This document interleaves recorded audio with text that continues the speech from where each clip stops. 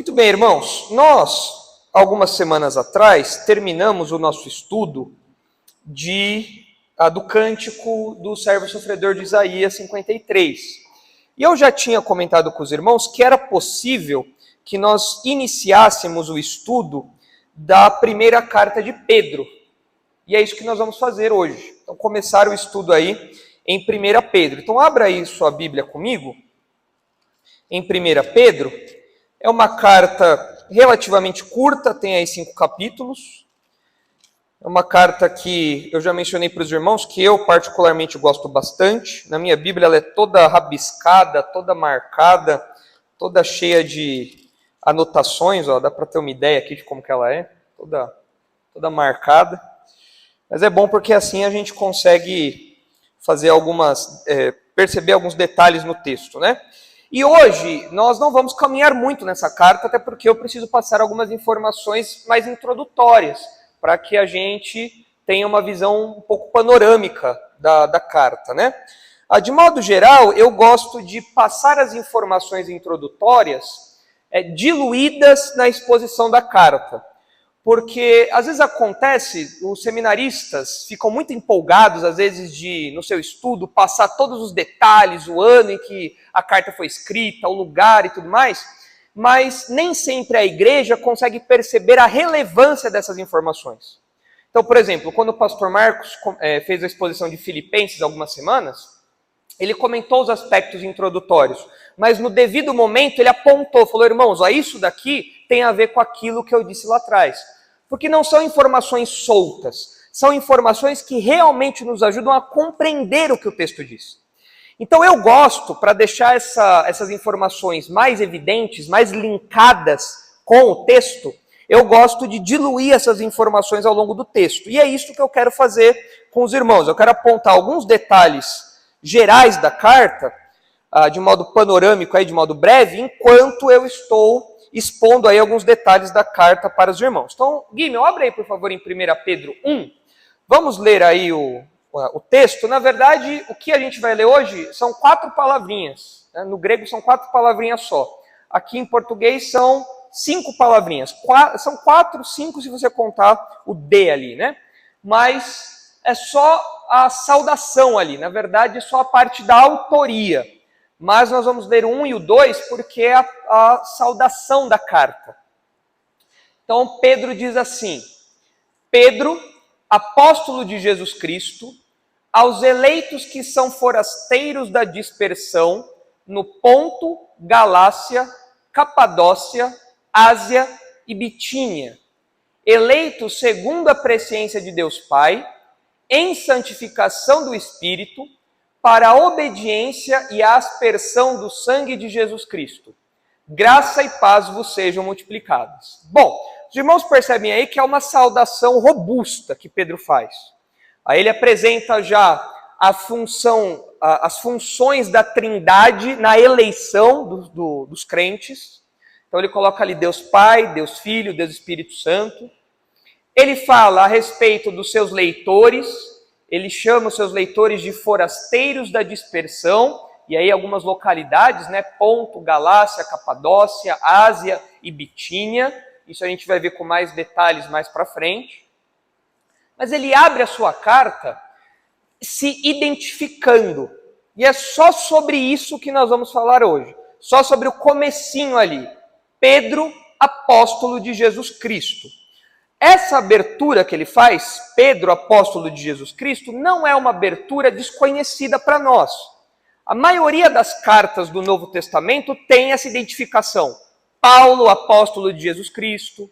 Tiago, servo de Jesus Cristo. Então, todas as cartas têm essa referência a quem está escrevendo, a quem está enviando aquela carta, ao autor da carta.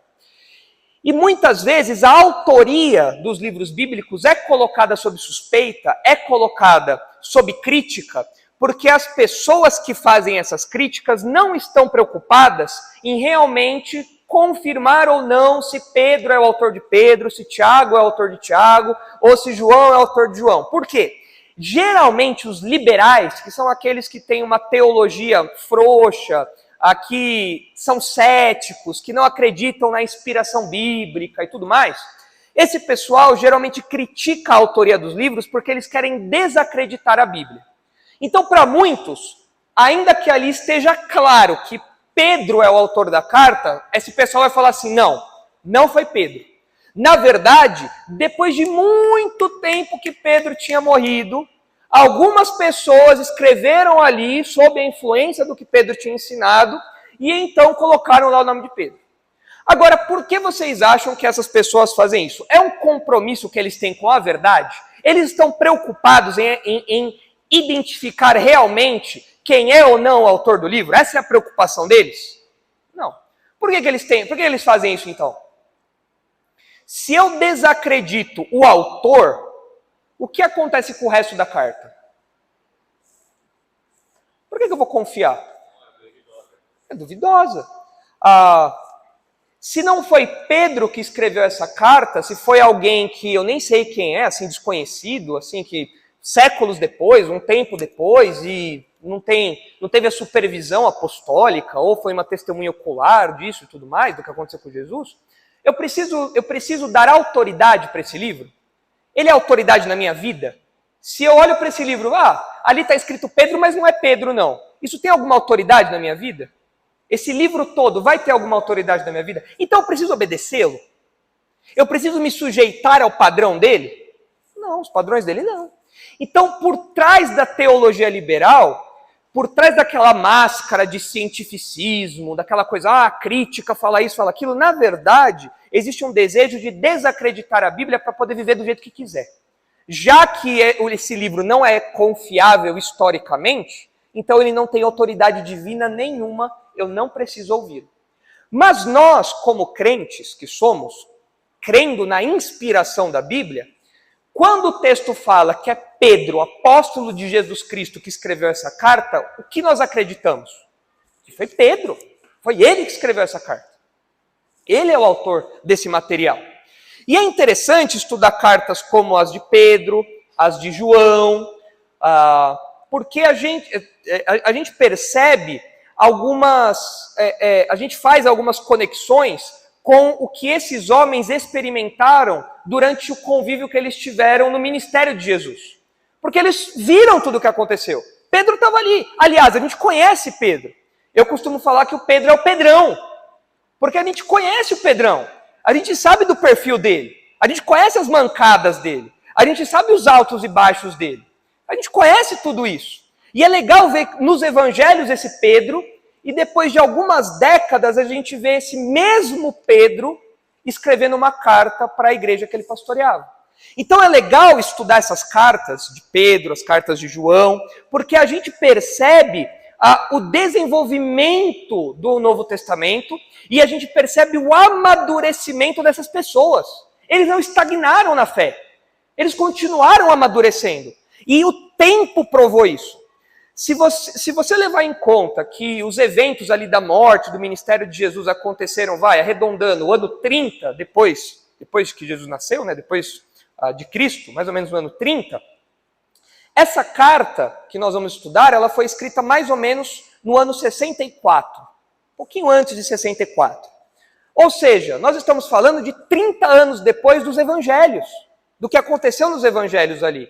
E Pedro já estava lá. Ou seja, passaram-se 30 anos, e onde estava o Pedro? Pedro se desviou, falou, quer saber, essa coisa de apóstolo não é para mim não. Isso aí eu menti tudo, Jesus, nunca existiu esse Jesus, ele não ressuscitou, eu inventei tudo isso, vou embora. Foi isso que aconteceu? Não. Ele continua firme e liderando a igreja, capacitando ali a igreja, dirigindo a igreja como uma tarefa que ele recebeu. Então é muito legal estudar esse material do Novo Testamento. Aí a carta abre ali. Pedro, apóstolo de Jesus Cristo. Quem é esse Pedro aí? Os irmãos conhecem, como eu já falei. Ele é irmão de André, e quem apresentou Jesus para Pedro foi o irmão. Se vocês olharem lá para João 1,41, vocês verão isso. Guilherme, consegue abrir aí para a gente, por favor? João 1,41. Eu quero passar algumas informações gerais e depois apresentar algum esbocinho aqui para a gente seguir rapidinho, olhando para a carta. Mas primeiro algumas informações gerais. Lá em João 1,41, a gente vê esse episódio aí. Então você tinha lá os discípulos de João Batista e depois o André, conhecendo Jesus, chega para o irmão dele. Olha aí o versículo 41. Na verdade, olha aí desde o 40. Era André, o irmão de Simão Pedro, um dos dois que tinham ouvido o testemunho de João e seguido a Jesus. Então João Batista tinha apontado para Jesus, eles tinham passado um tempo ali com Jesus e um desses discípulos era o André. Ele, versículo 41, ele achou primeiro o seu próprio irmão, Simão, a quem disse, achamos o Messias, que quer dizer Cristo, e o levou a Jesus. Olhando Jesus para ele, disse, tu és Simão, o filho de João, tu serás chamado Cefas, que quer dizer Pedro. E aí você tem o primeiro encontro de Pedro com Jesus, intermediado pelo irmão dele, o irmão dele André. A gente também sabe que ele era pescador. Se os irmãos olharem para Marcos, os irmãos verão isso, para Marcos 1. Ele era um pescador da Galileia, uma região muito humilde ali da Palestina. Ele era um homem simples. E essas informações são relevantes porque a gente vai desenhando um perfil de quem é Pedro. Enquanto nós estivermos estudando a carta de Pedro, a gente percebe alguns detalhes desse perfil dele. É interessante observar isso. Um artista sempre deixa suas marcas nas suas obras. Um autor sempre deixa a sua personalidade transparecer naquilo que ele escreve. E Deus usou essas características de Pedro para registrar essa carta, aí, 1ª e 2ª Pedro. E em Marcos, no Evangelho de Marcos, no capítulo 1, nós vemos a informação aí de que ele era pescador. Inclusive, é interessante observar que Marcos, o Evangelho de Marcos, provavelmente é um registro de uma pregação de Pedro, porque Marcos acompanhava o ministério de Pedro. E provavelmente Marcos, então, à luz das pregações ali de Pedro, diante das pregações de Pedro, ele compilou esse material sob a autoridade de Pedro. Então, quando você lê Marcos, você está lendo as memórias de quem? De Pedro. Olha aí. E o Pedrão, ele lembra do que Jesus falou para ele. Olha lá, Marcos 1,16.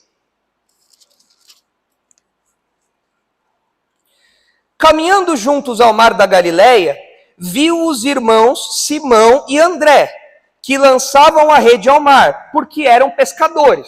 Essa era a profissão deles. Eram homens simples, não tinha ninguém erudito. Tanto que lá em Atos, quando o pessoal vê o dom de línguas ali acontecendo, as pessoas falando outros idiomas, o que o pessoal fala? Como pode essa galera aí, letrada, inculta, aí, ficar falando na minha própria língua? Como pode? Esse cara nunca entrou num CCAA, num CNA e está falando inglês fluente? Que história é essa? Esse cara aí nunca fez espanhol, né? Tá falando graças aí, graças a Deus aí, o que está rolando? Como que é isso daí? Que parada é essa? Então eles eram homens simples, para surpresa de todo mundo. E olha como continua o texto aí. Jesus diz, vinde após mim, e eu vos farei pescadores de homens. Então eles deixaram imediatamente as redes e o seguiram. E depois você tem também ali no versículo 19, Tiago e João, que também eram irmãos, também eram pescadores, mas são chamados para seguir a Jesus também. Então você percebe que o Pedrão era um cara, gente como a gente. Era um cara que tinha ali sua rotininha de trabalho, é um cara que tinha que acordar cedo para botar comida na mesa, é um cara que tinha suas lutas pessoais, seus desafios. Isso explica talvez um pouco do seu perfil meio chucro, porque a gente vê Pedro impulsivo, a gente vê Pedro um pouco rude, porque ele era um cara não dos livros, ele era um cara do trabalho braçal. E Jesus então chama ele para fazer parte dessa equipe aí dos apóstolos. A gente também sabe, Guilherme, vai para o versículo 30 aí de Marcos 1. A gente também sabe que ele era casado.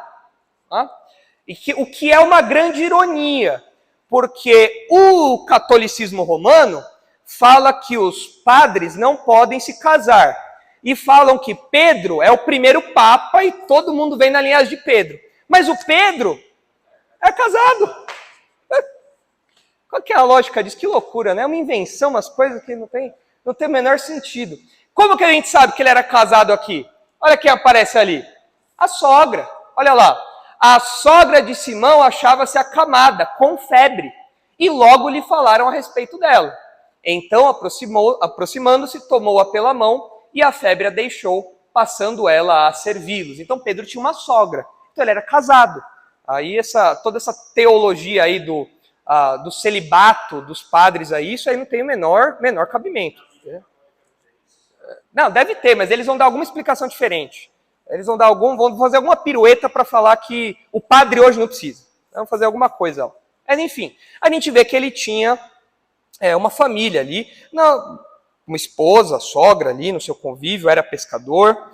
E provavelmente o que aconteceu? Era muito comum que os discípulos seguissem os rabinos, os seus rabis ali, mas tendo as suas vidas normalmente.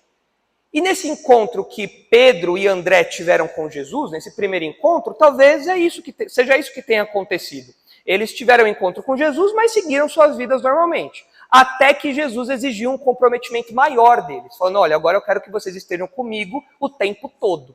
E aí é quando eles são chamados para ser apóstolos. Aí então eles abandonam a rotina comum deles, a rotina ordinária da vida deles, e então passam a viver um intensivo com Jesus. E ficam ali meses ao lado de Jesus. Então é esse homem que nós estamos falando. Por curiosidade, a Bíblia não fala diretamente a respeito do martírio de Pedro. O final do Evangelho de João, lá em João 21, a gente fala Jesus falando um pouco a respeito da morte de Pedro. Fala que Pedro iria para um lugar que ele não queria ir e tal, seria levado. Então a gente tem algumas informações a respeito do tipo de morte que ele tem. Mas ele não morre no Evangelho de João, ele vai morrer muito tempo depois. Diz a tradição, que é uma informação da tradição, não é Bíblia, é só para nós traçarmos um perfil de Pedro. Diz a tradição que Pedro morreu mais ou menos no ano 67, 68, depois que aquela grande perseguição aos crentes foi deflagrada em Roma pelo imperador Nero. Depois que essa grande perseguição teve início, provavelmente Pedro sendo preso num lugar chamado Cárcere Mamertino. Esse lugar você pode visitar até hoje lá em Roma, depois eu mostro algumas fotos para os irmãos em outra ocasião. Ele, ali naquela região de Roma, provavelmente pouco tempo depois ele foi martirizado. Diz a tradição que ele viu a sua esposa ser martirizada, e enquanto a sua esposa era martirizada, ele falava para ela, lembre-se do Senhor. Ele falava isso, lembre-se do Senhor. Então ela foi martirizada, segundo o registro de Clemente, ela foi martirizada crucificada. E quando ele foi ser crucificado, ele falou, não, eu não sou digno de ser crucificado como meu Senhor. Então ele foi crucificado de cabeça para baixo. Tamanho era o zelo, o compromisso desse homem. Eu me recuso a ser crucificado como meu Senhor foi. É uma honra muito grande para mim. Eu quero ser crucificado de cabeça para baixo. Então isso daí deve ter acontecido, pode ter acontecido mais ou menos em 67, 68. Ou seja, muito próximo do período que ele escreveu essa carta. Alguns anos depois ele é martirizado já.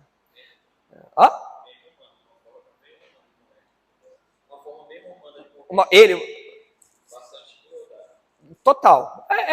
Era o jeito que as pessoas morriam na época, assim, os rebeldes, né? Aquelas pessoas que serviam de exemplo para os outros também. A crucificação, ela servia de exemplo para, olha ali o que acontece com quem segue esse caminho. Mas tanto a esposa dele como ele, pelos registros aí, parece que eles foram martirizados também.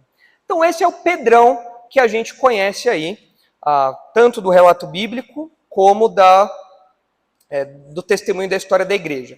E nós lembramos de alguns episódios em que Pedro nos deixa encafifados, porque ele era um homem de altos e baixos muito grande. Ele fala assim, tu és o Cristo, filho do Deus vivo. 10 minutos depois ele dá um fora para Jesus. Você fala, Pedro, qual que é a tua, cara?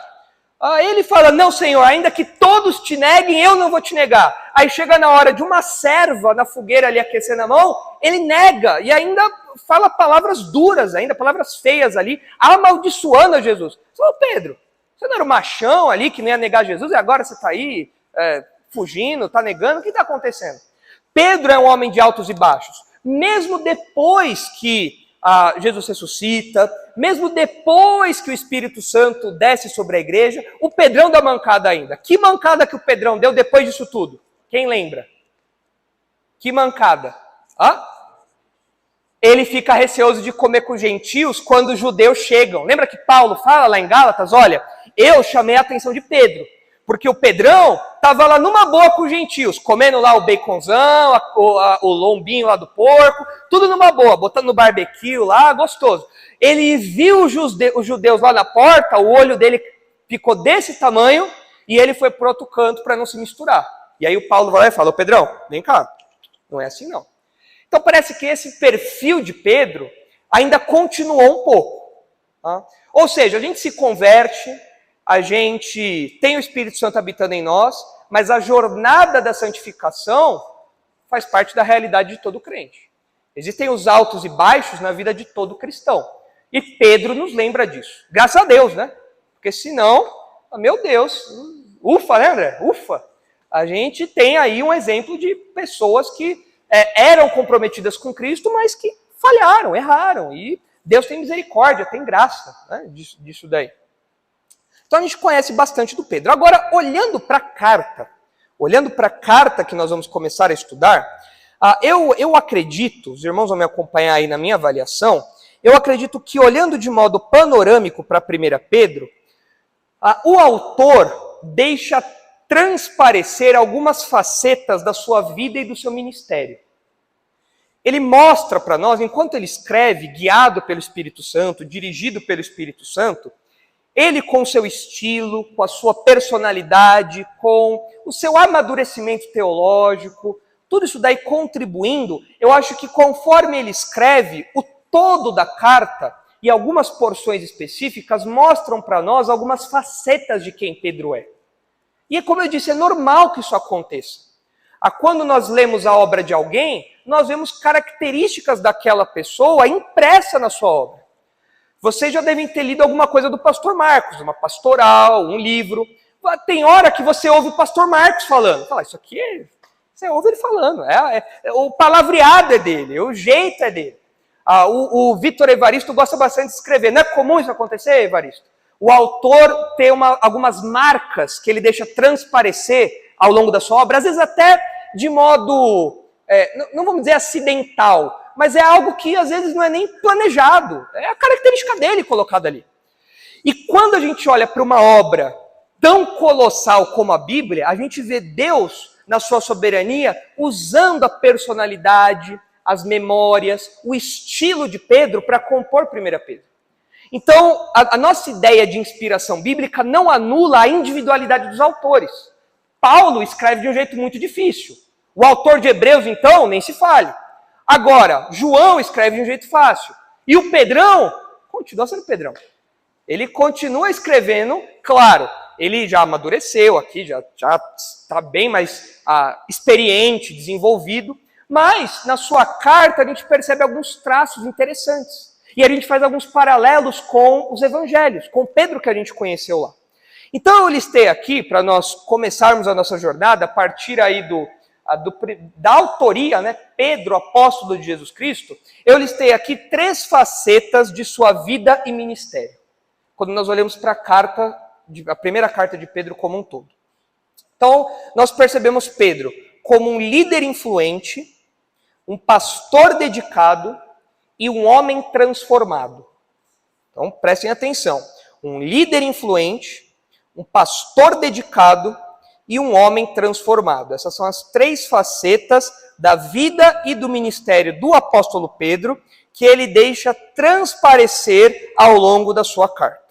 Então, vamos olhar ali rapidinho essa consideração sobre ele ser um líder influente. Isso fica muito claro para a gente quando nós vemos o título que ele aplica a si mesmo. Ele fala que ele é o Pedro quem? O Pedro da esquina? O Pedro desconhecido? Não, ele é o Pedro apóstolo de Jesus Cristo. Esse termo que aparece aí é um termo técnico. Por que é importante nós definirmos isso? Que esse termo é um termo técnico? Porque a palavra apóstolo no Novo Testamento tem 2 usos.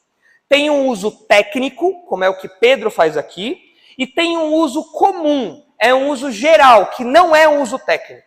Por exemplo, se os irmãos olharem Efésios 2:20, os irmãos vão ver o uso técnico ali. Guilherme, abre por favor para a gente Efésios 2:20.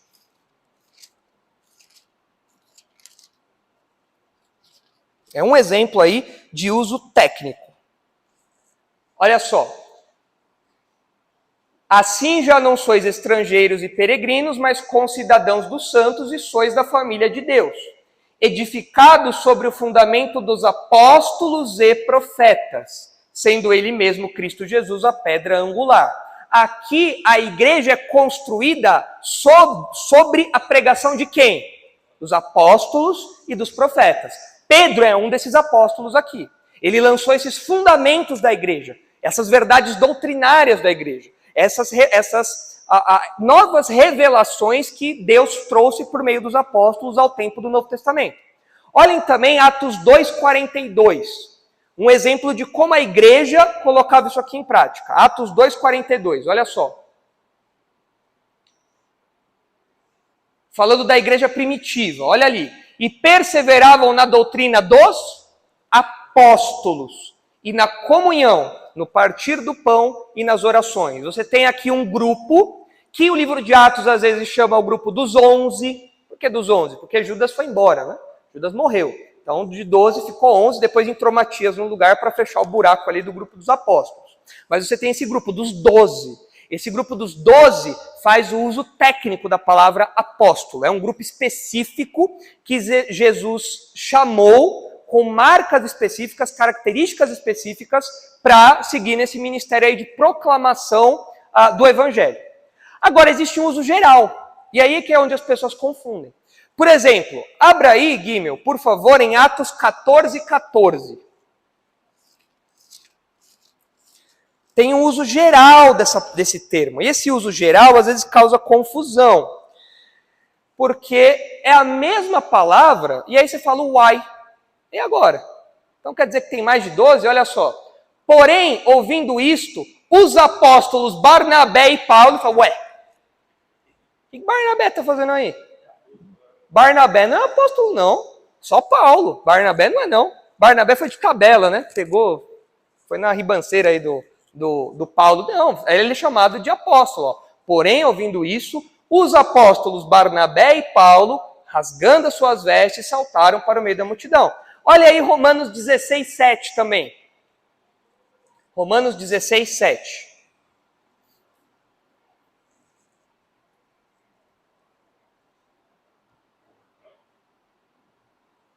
Olha lá. Paulo falando, saudai Andrônico e Júnias, meus parentes e companheiros de prisão, os quais são notáveis entre os... Então tem o Andrônico, o Júnias, o Barnabé. Ih, rapaz, já era. Danou-se agora. Tem uma lista infinita de apóstolos. Aí você fala, e agora? O que a gente faz? De novo, essa é a questão. Esse daqui é um uso geral do termo apóstolo. Porque a palavra apóstolo, basicamente, significa alguém que é enviado. É como se fosse um missionário. Então, nesse sentido, o Andrônico, o Júnias, o Barnabé, eles são chamados de apóstolos, no sentido geral, alguém que é enviado. Agora, no sentido técnico, daquele grupo específico que o próprio Jesus chamou, só existiram 12 ou 13, aí, considerando Paulo ou Matias, né? Aqui são aquelas pessoas específicas ali.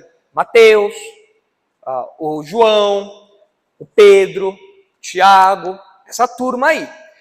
Um bom paralelo que geralmente eu uso para tentar trazer isso um pouco mais próximo de nós é o que acontece popularmente com a palavra doutor nos nossos dias.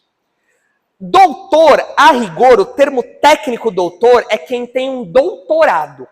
Doutor é quem faz um doutorado, é quem tem uma formação acadêmica a nível de doutorado. Isso é o doutor. Agora, é muito comum a gente ver, por exemplo, as pessoas chamando advogado de doutor. Ô doutor, ô doutor, significa que aquele advogado tem um doutorado? Não. Ele às vezes é só formado na faculdade, só o nível de bacharel. Então, significa o quê? Que ele é alguém que se dedica aos estudos, ele é um estudioso da lei. Ele é um doutor no sentido de alguém que tem conhecimento, que se dedica ao estudo. E essa é a diferença do termo técnico, doutor, para o termo geral, doutor. Entenderam? Ajuda essa ilustração? Com o apóstolo é a mesma coisa. Então, Pedro, ele usa aqui o termo apóstolo para falar que ele é um apóstolo no sentido técnico ou no sentido geral? Técnico. Ele estava lá desde o começo, quando ele foi escolhido por Cristo para compor esse grupo de 12 pessoas que levariam o evangelho adiante. Se os irmãos olharem para 2 Pedro, capítulo 1, os irmãos vão ver aí que Pedro sempre desfrutou de um status legal, né, especial ali, nesse sentido técnico, porque, evidentemente, ele sempre foi testemunha ocular do que aconteceu no ministério de Jesus. Olha aí, 2 Pedro 1,16. Porque não vos demos a conhecer o poder e a vinda de nosso Senhor Jesus Cristo, seguindo fábulas engenhosamente inventadas, mas nós mesmos fomos testemunhas oculares da sua majestade, pois ele recebeu da parte de Deus Pai honra e glória, quando pela glória excelsa lhe foi enviada a seguinte voz: este é o meu Filho amado, em quem me comprazo. Ora, esta voz vinda do céu, nós a ouvimos quando estávamos com ele no Monte Santo. Qual é esse episódio que Pedro está citando aqui? A transfiguração. Quando estava lá Jesus com alguns dos seus apóstolos, o grupo mais restrito, Pedro ali entre eles, e então eles acordam assim meio sonolentos, e eles veem lá Moisés, Elias e Jesus. Então veio uma voz do céu que fala: este é meu Filho amado, a ele ouvi. Então você tem uma evidência que Pedro foi testemunha ocular disso tudo. Ele não inventou nada do que ele escreveu, do que ele relatou, do que ele pregou. Ele viu isso. Isso nos dá muita segurança, porque o relato bíblico que nós temos diante de nós, seja 1 Pedro, seja o Evangelho de Marcos, a partir das memórias de Pedro, a Bíblia como um todo, é algo que foi inventado por alguém? Não. É coisa que foi vista. Testemunha ocular. O Pedro viu com aquele olho que a terra comeu. O João viu com aquele olho que a terra comeu. Eles viram. E não só eles viram. O que mais Pedro fala aqui que eles sentiram ali dos seus sentidos? Eles viram e eles ouviram. O que eles ouviram aí no texto? A voz. O próprio Deus falando: este é o Messias, ouça o que ele tem a falar. Então Deus nos deu um registro de testemunhas oculares. E Pedro se apoia nisso para falar: o que eu falo a vocês é confiável. Eu não estou inventando. O que eu falo para vocês é verdadeiro. Vocês podem confiar nisso. Além de a gente ver esse uso técnico aí que ele faz dos apóstolos, eu também queria destacar que, dentre todos os apóstolos, o Pedro sempre foi o líder. A gente percebe isso em alguns lugares. Por exemplo, quando nós vemos lá em Lucas 6, não precisa abrir, Guilherme, os irmãos também não precisam abrir, mas quando nós vemos lá em Lucas 6 a lista dos apóstolos, quem vem primeiro? O Pedro, o Simão. A posição das pessoas nas listas antigas muitas vezes denotam o seu destaque. Então Pedro sempre vem em primeiro.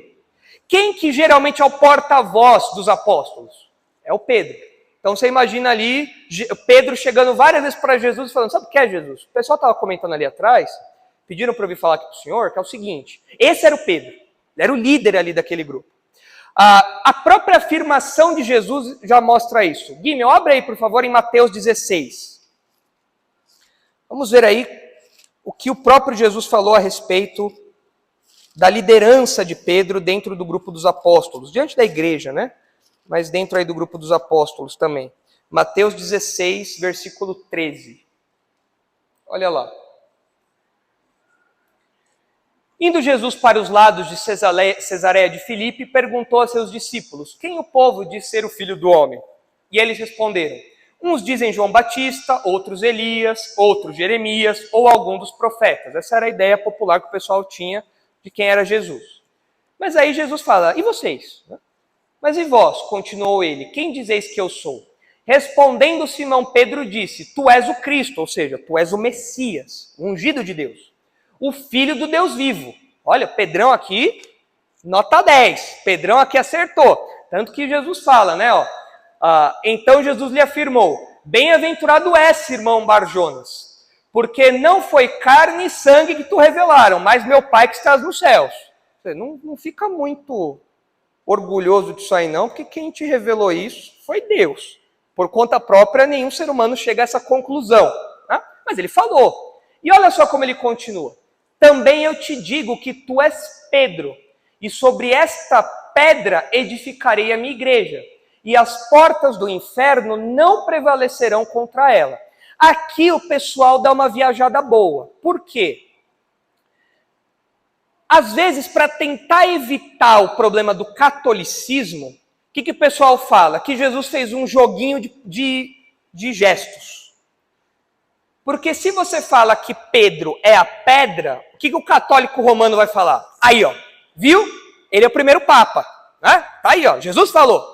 Então, para evitar isso, o que o pessoal faz? O pessoal imagina uma cena, porque é imaginação. O pessoal imagina Jesus falando assim, tu és Pedro, e sobre esta pedra, o pessoal, não, que joguinho de dedos é esse, né? Ou o pessoal fala assim, tu és Pedro, e esta pedra, na verdade, não é Pedro, é a declaração de Pedro, que ele é o Cristo, filho do Deus vivo. Não. Por que parece que não? Jesus está falando que o Pedro ia realmente ser um líder da igreja.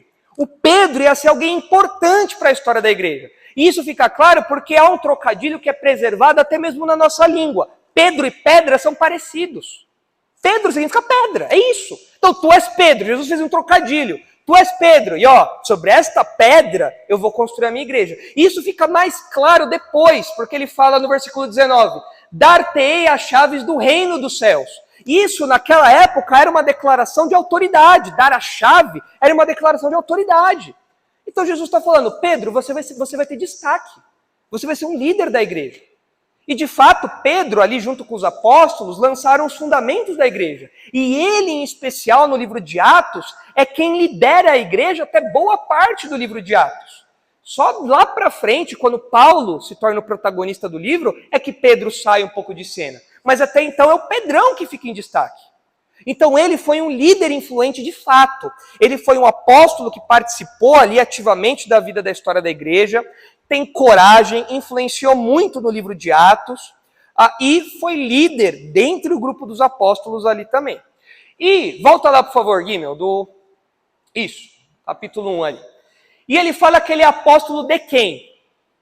De Jesus Cristo. Notem o seguinte, o apóstolo, ele não tinha autoridade para inventar nada.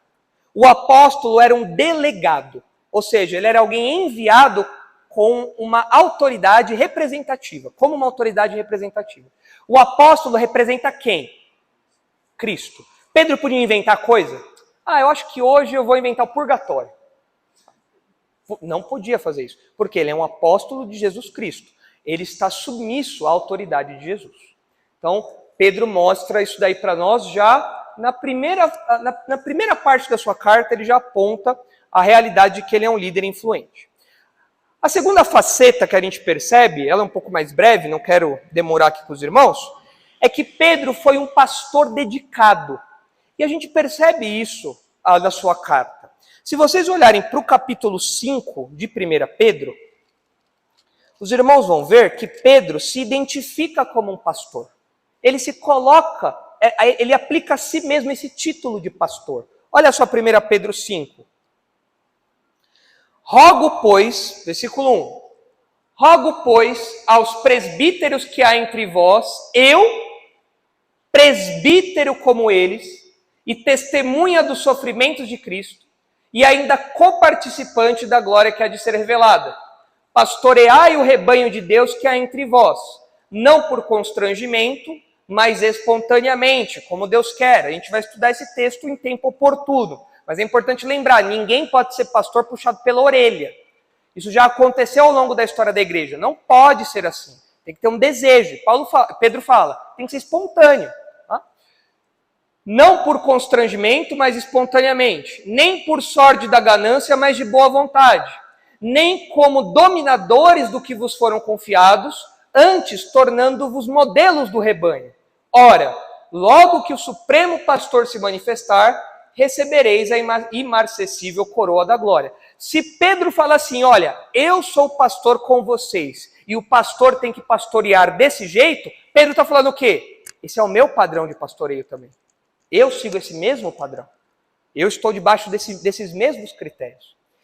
Se os irmãos olharem lá para João, capítulo 21, os irmãos vão ver algo interessante. Eu acho, aí é só um achismo, eu acho que Pedro, a partir aqui desse relato que a gente vê em João 21, eu acho que a partir desse momento aqui, depois, é claro, na capacitação que o Espírito Santo deu, eu acho que Pedro falou, não, agora eu vou ser o pastor mesmo, agora eu vou assumir essa tarefa que Deus me deu. Porque olha só como é o diálogo entre Jesus e Pedro, é um diálogo conhecido, ó. É João 21:15, olha só. Depois de terem comido, perguntou Jesus a Simão Pedro, isso depois que Jesus a ressuscitou e tudo mais, né? Simão, filho de João, amas-me mais do que estes outros? Ele respondeu, sim, Senhor, tu sabes que te amo. Ele lhe disse, apacenta os meus cordeiros. Tornou a perguntar-lhe pela segunda vez, Simão, filho de João, tu me amas? Ele respondeu, sim, Senhor, tu sabes que te amo. Disse-lhe Jesus, pastorei as minhas ovelhas. Pela terceira vez Jesus lhe perguntou, Simão, filho de João, tu me amas? Pedro entristeceu-se por ele lhe ter dito pela terceira vez, tu me amas? E respondeu-lhe, Senhor, tu sabes de todas as coisas, tu sabes que eu te amo. Jesus lhe disse, apacenta as minhas ovelhas. Então você tem aqui um comando tríplice para que Pedro exercesse a função de cuidar do rebanho dele. E olhando para 1 Pedro, vocês acham que o apóstolo Pedro cumpriu isso ou não?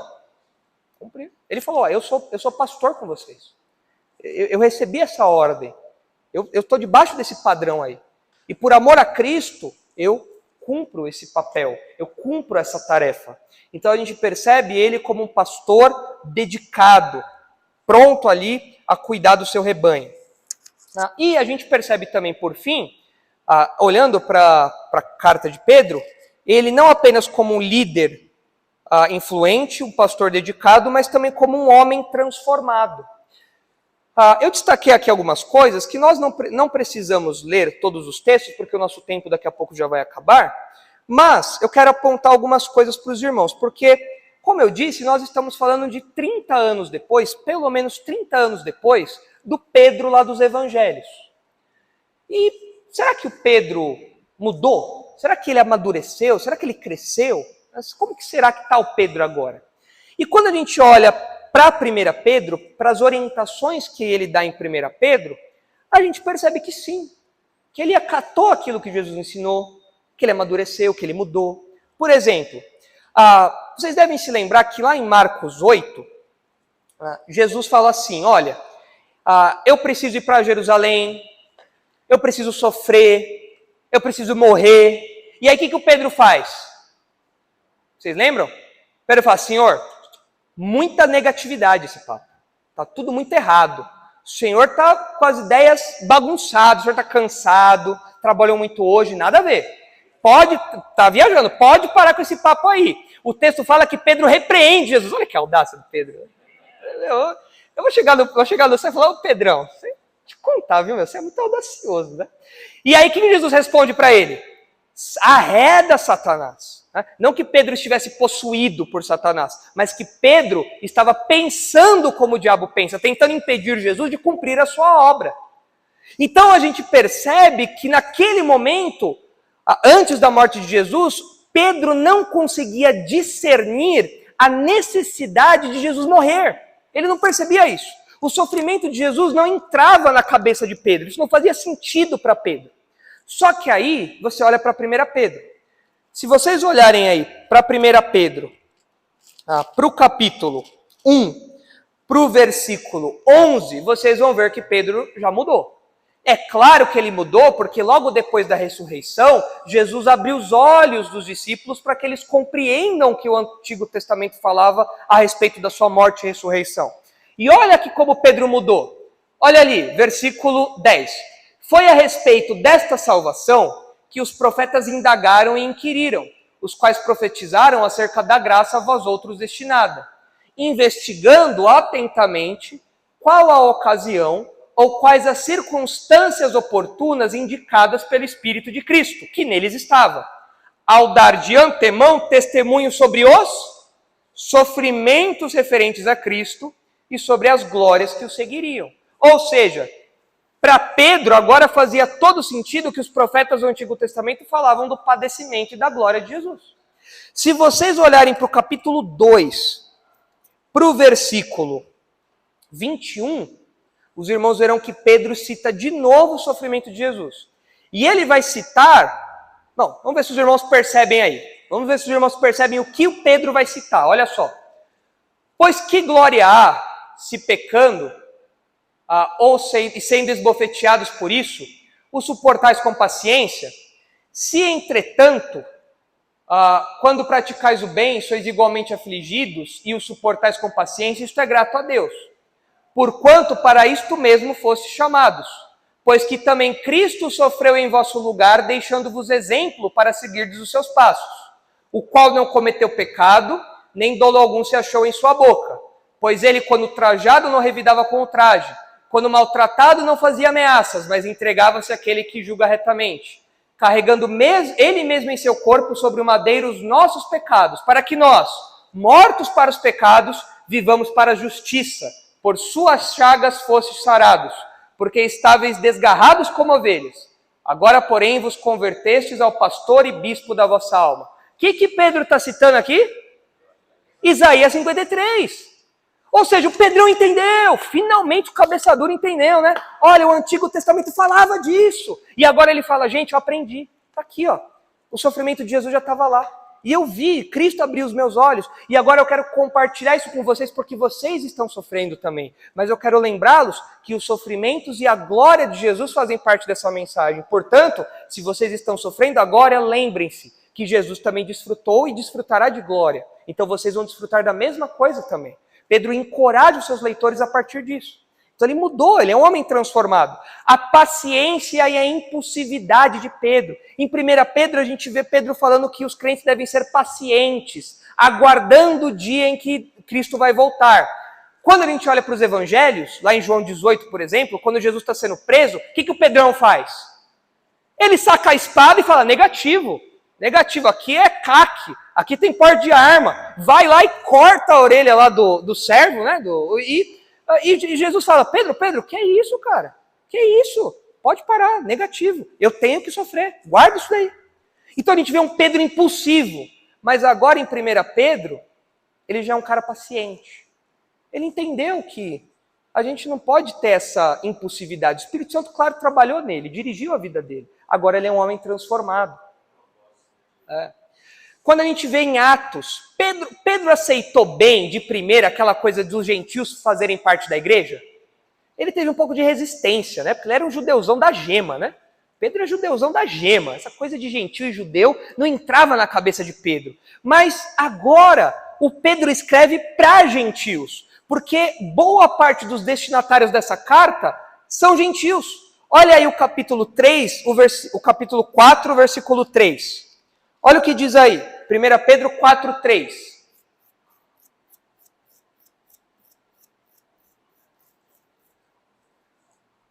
Pedro 4, 3. Porque basta o tempo decorrido para terdes executado a vontade dos gentios. Vocês estavam no meio deles, vocês eram incrédulos também. Vocês eram pessoas que seguiam as suas próprias paixões ali, ó. Tendo andado em dissoluções, concupiscências, borracheiras, orgias, bebedices e em detestáveis idolatrias. Às vezes a gente olha aqui, a gente vai esbarrar aqui enquanto estudar 1 Pedro, a gente vê referências a um perfil gentílico, a pessoas que se converteram e não eram do judaísmo. E então agora Pedro está pastoreando essas pessoas, ou seja, entrou na cabeça dele. Os gentios agora fazem parte da igreja. E a gente percebe um último detalhezinho que eu quero mencionar para os irmãos também, em 1 Pedro 3,15, que Pedro faz um alerta, um encorajamento aos irmãos sobre qual deveria ser a postura deles quando eles fossem questionados a respeito da esperança deles. E olha só, 1 Pedro 3,15.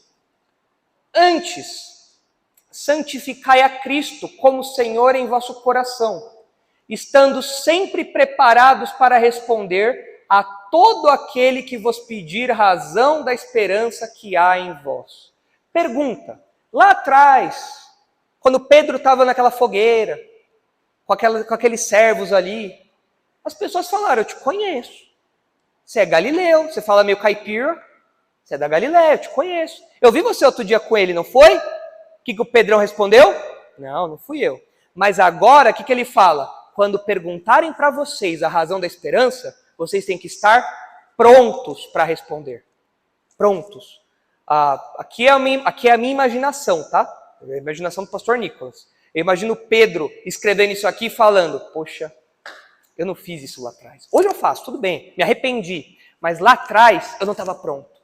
Eu não tinha um compromisso firmado. Mas agora eu tenho. E eu falo, irmãos, façam isso. Respondam, quando serem questionados, respondam a respeito da esperança que há em vocês.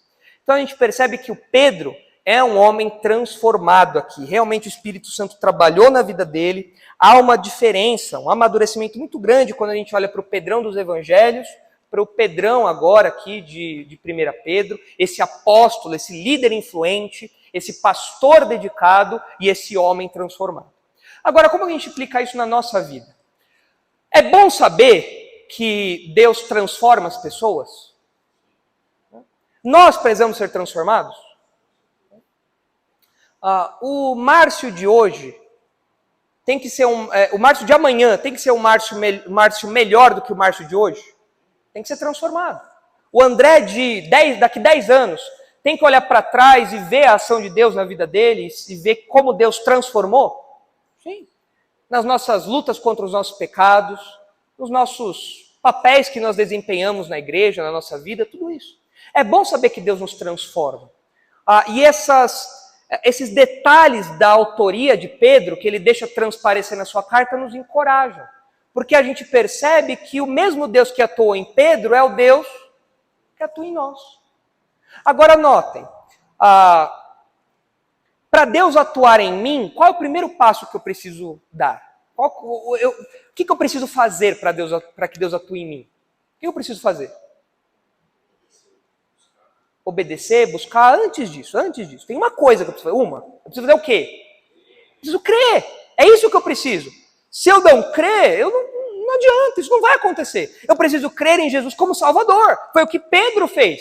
Pedro falou, o Senhor é meu Deus, o Senhor é o meu Senhor, eu me rendo ao Senhor. O Senhor é o Cristo, o Filho do Deus vivo. E então, a partir disso, o Espírito Santo trabalha na vida de homens como Pedro. Pode trabalhar na minha, na sua, todos aqueles que são crentes. O Espírito Santo vai trabalhar. Então, quando nós olhamos para isso aqui, a pergunta que tem que ser feita é: o Espírito Santo já está me transformando? Paulo fala que essa transformação é gradual, é de glória em glória. Paulo fala para nós que aos poucos nós vamos abandonando os pecados e nos vestindo das virtudes do Espírito Santo, que o Espírito Santo produz em nós.